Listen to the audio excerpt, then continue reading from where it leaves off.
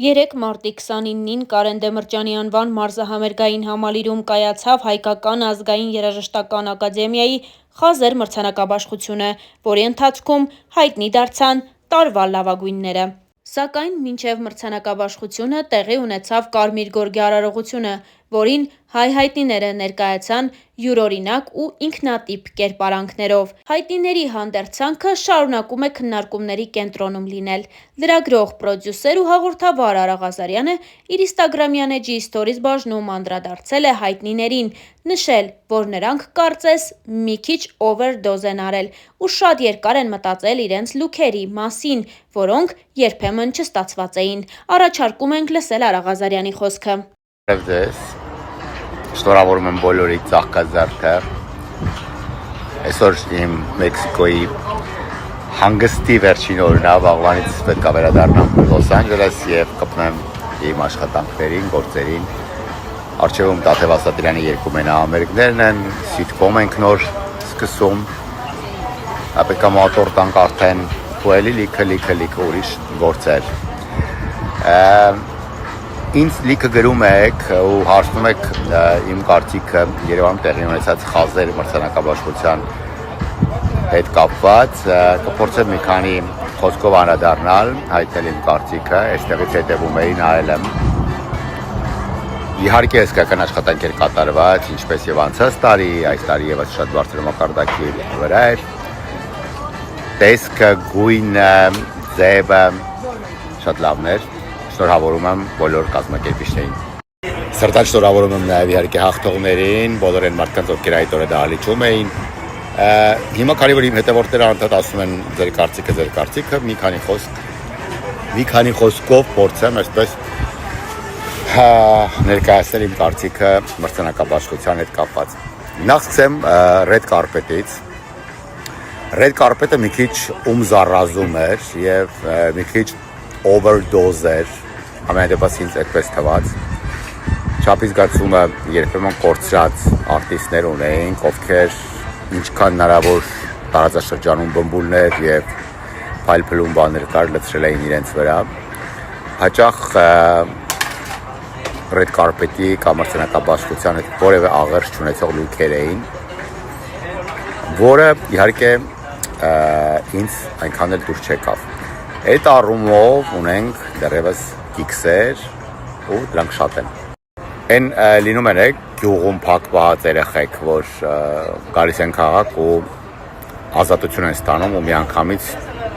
չեն իմանում որտեղից սկսեն, ինչ անեն։ Մազեր ներկեն, աչքերը քսեն, կարճուկա հագնեն։ Այ նման տպավորություն էր մասնակիցներից շատերի լուքերի հետ կապված, որ ամեն ինչ ուզել էին այդ օրը անեին ու արդյունքում ստացվել էր անճաշակություն։ Ով դուրս եկավ առանձնացնեմ Էրիկին եւ Լանային, իրանց լուքերը ինչ շատ դուր եկան։ Կոկիկ էր, թանկ էր, շքեղ էր, Red Carpet-ին հարիր էր ու շատ հարմար էր։ Այ Էրիկն ու Լանան իմ համար Red Carpet-ի շատ գեղեցիկ լուքերով ներկայացած երկու մասնակիցներն էին։ Մրցանակաբաշխությանը մասնակցող արտիստները պետք է հասկանան, որ սա Met Gala չի։ Սա ինչ-որ party չի, որտեղ դու պետք է գաս եւ հնարավոր ու անհնար զանգուլակներով զարմացնես մարդկանց։ Սա մրցանակաբաշխություն է, ժողովուրդ։ Հետո մի շատ կարևոր պահել կա։ Աբետ Բարսեղյանը, եթե անգամ ամբողջ Պրեգոմեշի կոլեկցիան կախի իր վրա ու դուրս գա, դա շատ օրգանիկ է նայվում եւ մենք սովոր ենք տեսնել այդ մարդուն նման էքսենտրիկ դրսևորումներում, որովհետեւ ինքը Աբետ Բարսեղյանն է եւ ունի իր ուրույն ոճը։ Եվ այդտեղ կեղծ որևէ բան չի լինելու։ Բայց երբ առանձին վերցրած երգիչ-երգչուհիներ փախնում են իրենցից եւ միայն այսպես վառ երևալու համար գնում են ինչ-որ էքսպերիմենտների, դա երբեմն ծիծաղելի է լինում։ Նաև ինձ դուր եկավ Նազենի Հովհաննիսյանի առաջին լուքը Red Carpet-ի, իսկ դահլիճում նա այնքան էլ չգերեց ինձ։ Կամո Թովմասյանը շատ գեղեցիկ ու թանկ տեսք ուներ red carpet-ը վարելու ժամանակ, ինչը չի ասի իր գոլեգայի մասին, Լոյզա Ներսիսյանի մասին, ինչի մասին էր նրա բարիքն ու հախուստը, ինչ էր նա խորհրդանշում եւ ազդարարում, ինչ էր ում ուզում ապացուցել, այդպես էլ բարձ չեղավ։ Red carpet վարող հաղորդավարները հիմնականում շատ ավելի զուսպ են լինում, որովհետեւ նրանք չի ասի երկրորդ պլանում պետք է լինեն, բայց ամենայն դեպս պետք է ներկայացնեն հյուրերին եւ հյուրերի հակուկապը եւ իրենց այդ ամեն ինչով չպետքա ստվեր նետեն եւ փակեն այն մարդկանց, ում հետ իրենք ինտերվյու են անում։ Նայեք, խնդիրը ինչու՞մ է։